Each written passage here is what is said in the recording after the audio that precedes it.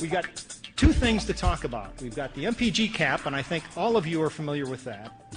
And we've got the MPG booster, and that is the new liquid form of the MPG cap. The things that I'd like to talk about is what is it, how does it work, prove it, and then will it work in my car? That's really the bottom line. What it is, that pill that you have that you're selling and the liquid that you will have is a combustion catalyst. And that's not exactly true, because what you've got is the way to get the combustion catalyst. It's the precursor. And you put it in the fuel just because the fuel goes into the engine, into the combustion chamber. And what happens when it goes in there is it liberates the catalytic material that is then deposited on the piston face and the fire deck, which is the head, the top of the engine, and in fact on the spark plug. And one of the few things that I think are memorable and worth taking away from this meeting, what I'm saying today, is that your best salesman is the spark plug from your customer's car after they've done the conditioning. Because when they pull that spark plug out, it'll be red. That is the reason that it's effective in their car, and that's all you need to know.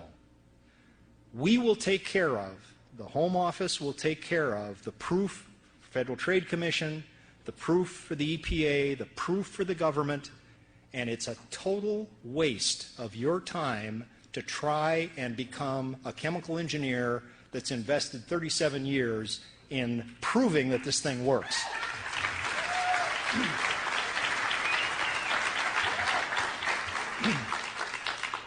What a combustion catalyst does is this. This is a pit fire in Norway, and it's in exactly the same amount of crude oil in both pit fires.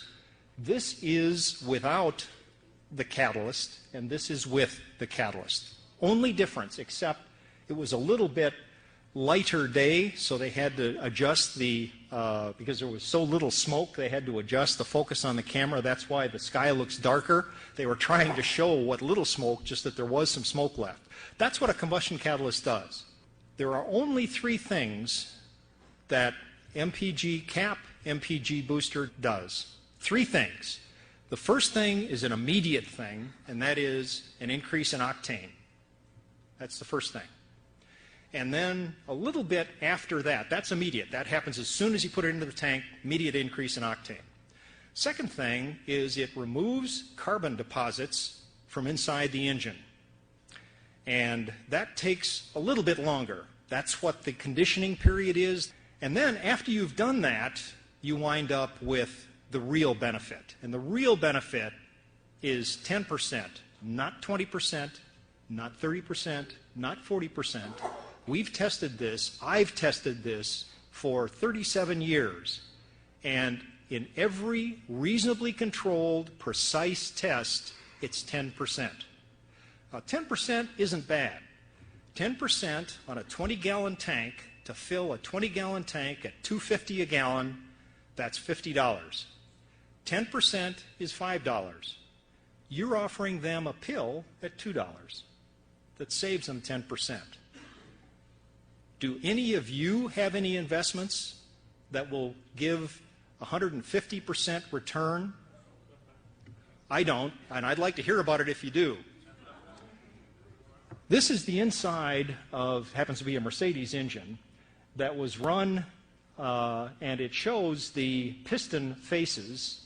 It's got the head taken off after 25,000 miles usage of the MPG boost. And you'll notice that there's carbon up here, and this is now 25,000 miles after continuous use, proper use of the MPG boost, and you see the red color. That is what gives the benefit. It's not the pill that you are selling. It's not the pill that your customer is putting in the fuel. It's what happens to that pill after it dissolves, when it gets in the combustion chamber and goes through the flame combustion. It's deposited on the piston face and fire deck, and that red coating is the source. You can take that piston, I've done this, you can take that piston out, you can pass a hexane air mixture over it, and that piston will give 100% conversion to carbon dioxide. And that piston will give 0 conversion to carbon dioxide. It is catalytic. Okay? So that's what it does. This is why it does it. That picture is taken with an atom force microscope. This is 1.3 million times magnification. And those little haystacks are 60 angstroms high and 120 angstroms wide. That is nanophase catalyst iron. That's really good news because every car and truck exhaust has the highest content of any metal is iron because they're built out of iron, amazingly enough, and it's a wear metal. And so we're not contributing anything unusual to the exhaust. And that nanophase structure is what causes the catalytic combustion benefit at the piston face and fire deck. That's why there is no benefit immediately. You've got to understand that. Once you do that, you've got this. And once you've got that, you have the improved fuel economy. Measuring that is next to impossible. I'll explain that. That's the key part.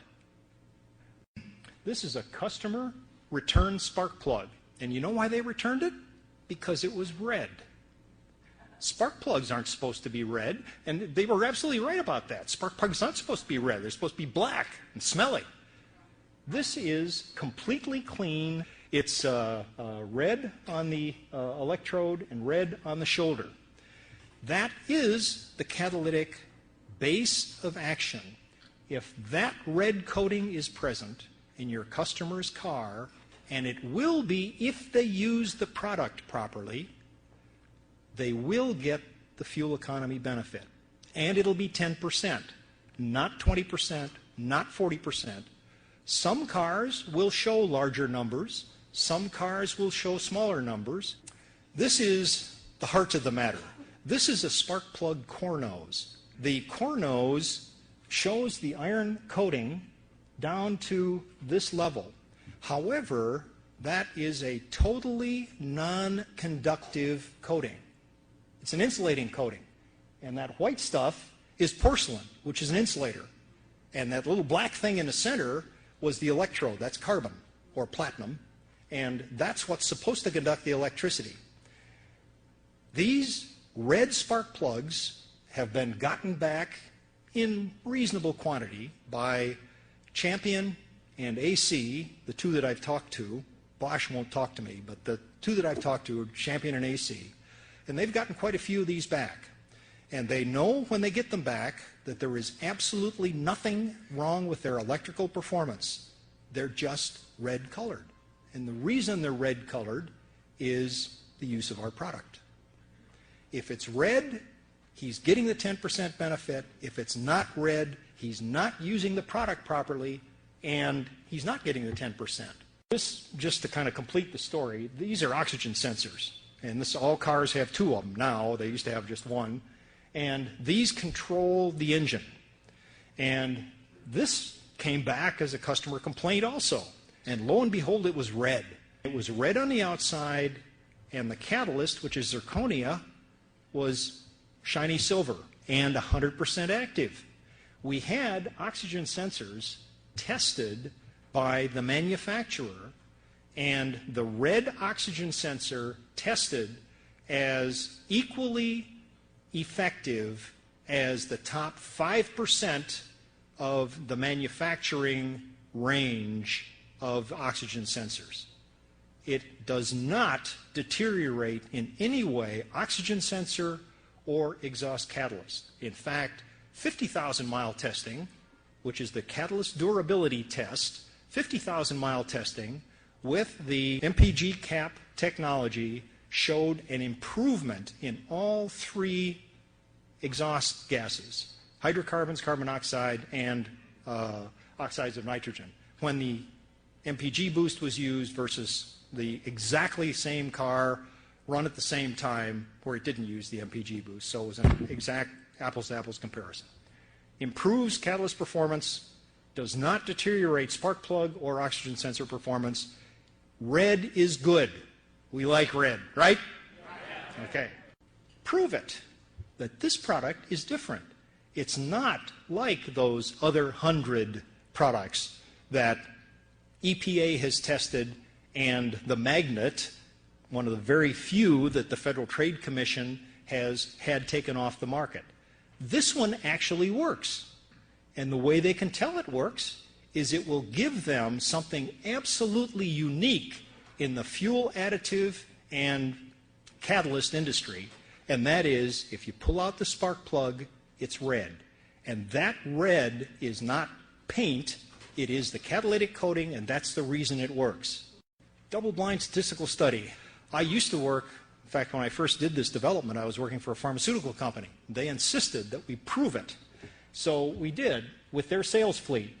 And it was done in 1973, 270-car national sales fleet. That means that the cars were operated by salesmen all over the United States.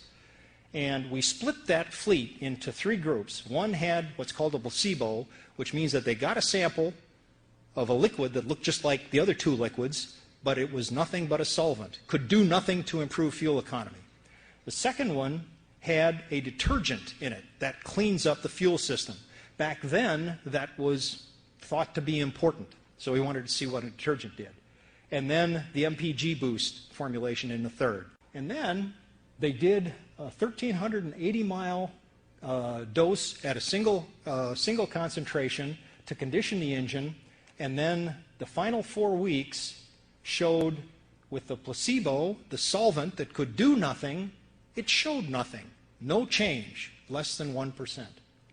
The detergent, which maybe should have done something, it did absolutely nothing on highway. Very, very typical. MPG boost, amazingly enough, 9.3%. We did another test in 1995. The full fleet of 1,600 units, and this is the percent change month by month in fuel economy, and this block is when they used 1 month of the MPG boost at the conditioning, and then 3 months with the normal usage rate. And what you see is it bounced up to 10%, and then they stopped using it. Does anybody here remember why this stuff works? Anybody remember? Does it have to do with a catalyst coating on the piston?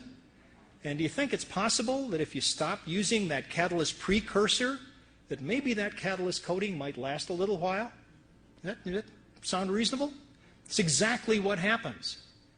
And then it went away completely. The benefit went away completely. You have to keep using it. There's no free lunch. Okay? Anybody got that?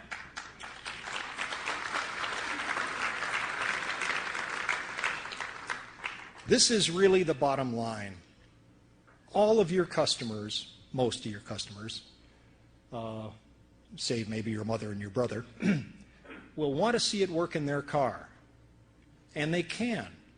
But the way they can is to look for that red spark plug. It's the end of my story, and I'm sticking to it.